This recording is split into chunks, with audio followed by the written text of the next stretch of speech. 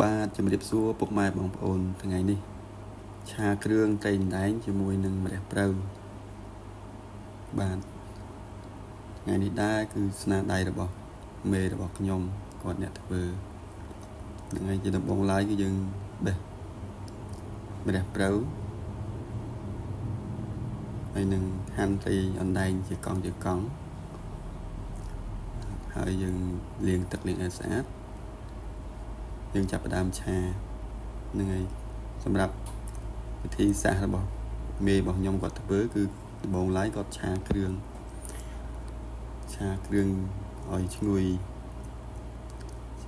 បាទគាត់ឆាគ្រឿងសិនបាទថ្ងៃនេះគឺអត់បានធ្វើខ្លួនឯងទេថ្ងៃនេះមេខ្ញុំអ្នកបញ្ចេញស្នាដៃគាត់អ្នកធ្វើម្ហូបដែលមានឈ្មោះថាឆាគ្រឿងត្រីអណ្ដែងជាមួយនឹងម្រះព្រៅតែមានបន្លែត្រកួនដាក់ជាមួយផងដែរគាត់ឆាគ្រឿងឲ្យឈ្ងុយហើយគាត់ចាក់ត្រីចូល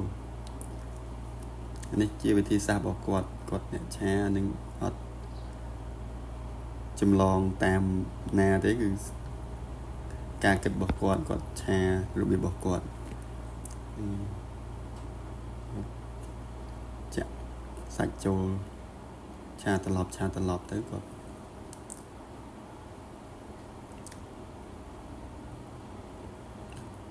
ឆាត្រឡប់តត្រីឆ្អិនណាបងប្អូនចោះឆាឡើងទុកមួយសំទុះឲ្យត្រីឆ្អិនទៅ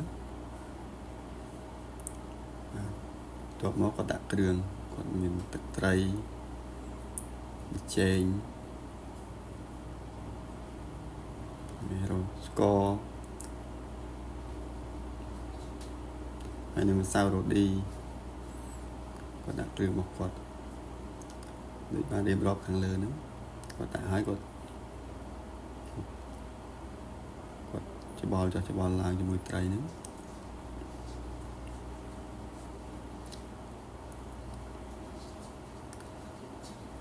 បាទថ្ងៃនេះថ្ងៃអាទិត្យមេខ្ញុំគាត់នៅផ្ទះអញ្ចឹងគាត់ធ្វើម្ហូបឲ្យខ្ញុំម្ហូបម្ដង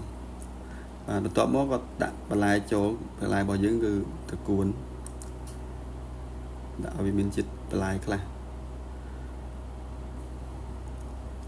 ដាក់ត្រកួនចូលយើងចូលត្រឡប់ឲ្យត្រកួនវាសពូនទៅ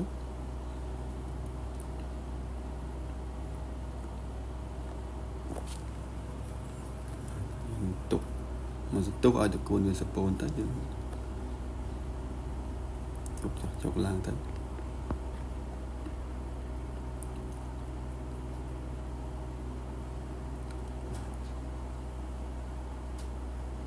ឹងឲ្យចុកឡើង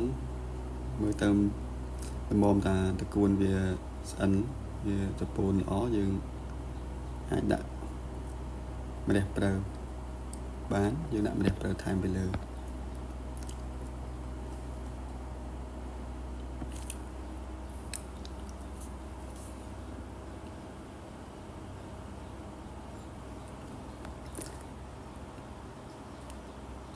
នឹងយូរដែរបងប្អូនឡើយនេះ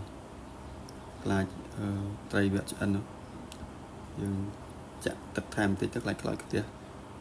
ព្រោះយើងត្រូវការទុកយូរដើម្បីឲ្យត្រីវាឆ្អិនហើយត្រកួនវាសពូនវាអាចទទួលយកបានបន្ទាប់មកយើងរួយម្រះព្រៅទៅសម្រាប់ម្រះព្រៅយើងបាច់ឆាយូរទេបងប្អូនព្រោះអានឹងគាត់ជាគ្រឿងដាក់ឲ្យវាឈ្ងុយបងប្អូនយើងដាក់តាមមួយត្រឡប់ពីរត្រឡប់ទៅបានមិនឲ្យវាឆ្អិនពេកទេសម្រាប់ម្រះព្រៅដាក់ឲ្យយើងកូរឡើងមកសពប់ទៅយើងអាចហូបបានកូរឡើងមើលវាសពប់យើងបិទហ្គាសទៅព្រោះសម្រាប់ម្រះព្រៅយើងបាច់ចាំដាក់ឆ្អិនពេកទេបាទជាការស្រេចបងប្អូនដួសដាក់ចានបាទមើលទៅម្ដងស្នាដៃមេខ្ញុំធ្វើបាទបងប្អូនសូមអរគុណច្រើនបងប្អូនដែលបានទស្សនាវីដេអូនេះតាំងពីដើមរហូតដល់ចប់